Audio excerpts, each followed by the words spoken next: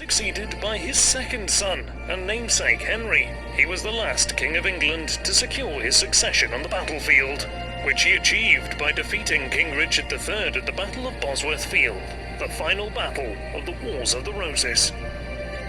Henry VIII's mother was Elizabeth of York, the daughter of King Richard III's brother, Edward IV, and as a Yorkist princess, her marriage to Henry VII allowed reconciliation and healing between the two great houses of York and Lancaster following years of civil war. She bore her husband 7 children, and their marriage was both happy and successful. Born the second son of his parents, Henry VII and Elizabeth of York, Henry was never expected to be king, which his upbringing and education would reflect, whereas Henry's older brother, Arthur, would be sent to Ludlow Castle in the Welsh Marches at the age of 6, where he would spend most of his time with his tutors, whose job it was to educate him to be king.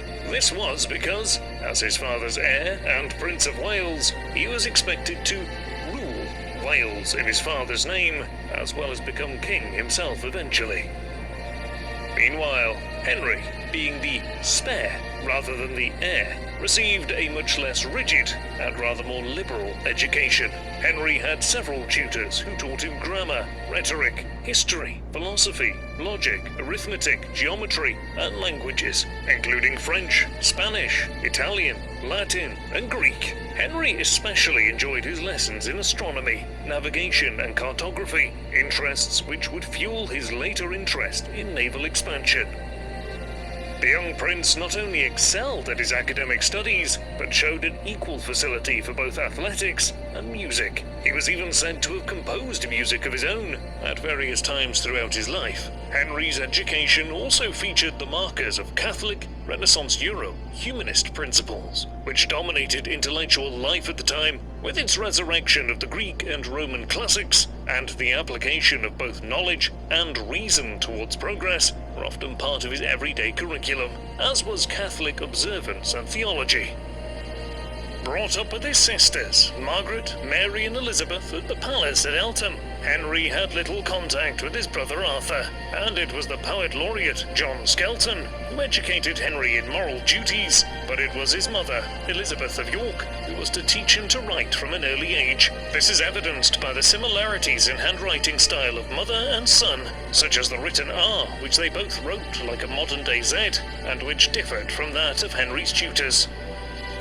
Henry was the subject of exceptional admiration as a boy, as some of the most celebrated intellectuals in Europe, including Sir Thomas More and the Dutch philosopher Erasmus, marvelled publicly at his intelligence, charm, confidence, and charisma, and Henry, as a young boy, corresponded with both of these scholars occasionally.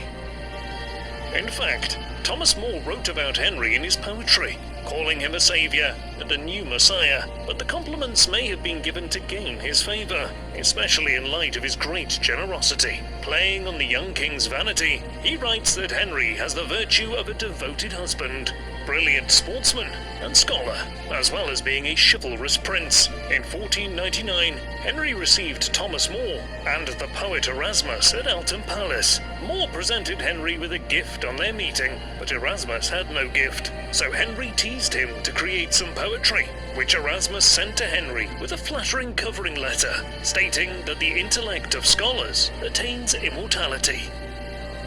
Henry spent a largely happy childhood surrounded by admiration, not only from his tutors and mentors, but from his mostly female family. And being the second son, Henry, unlike Arthur, was allowed to remain at home with his mother, his sisters, and his paternal grandmother, Margaret Beaufort, all of whom openly adored him. Indeed, some historians speculate that it was Henry's childhood, spent in the centre of a circle of adoring women, which made him the passionate romantic he became. But whatever the reason, Henry would marry no fewer than 6 women, in pursuit not only of a male heir, but also of love.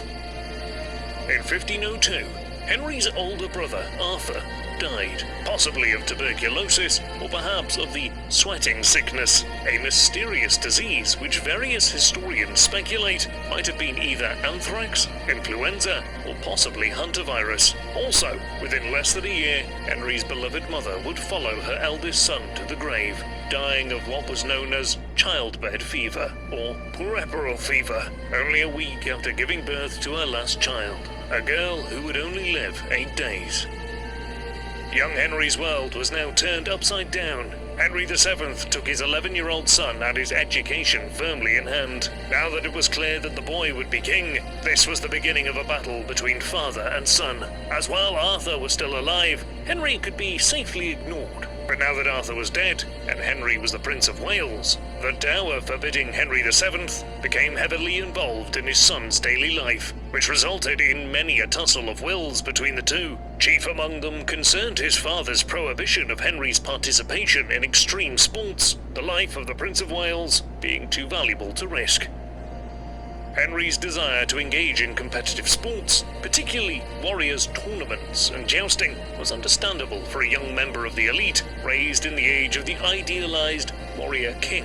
His hero and model of ideal kingship being his ancestor, the conqueror of France, and the hero of Agincourt, Henry V. And young Henry was embarrassed at being restricted to compete in unarmed training exercises only, whilst his friends were able to both exhibit their skills and defend their manly honour in the joust. As well as this, Henry VII had taken personal charge of the disastrous state of England's finances after the ruinous war.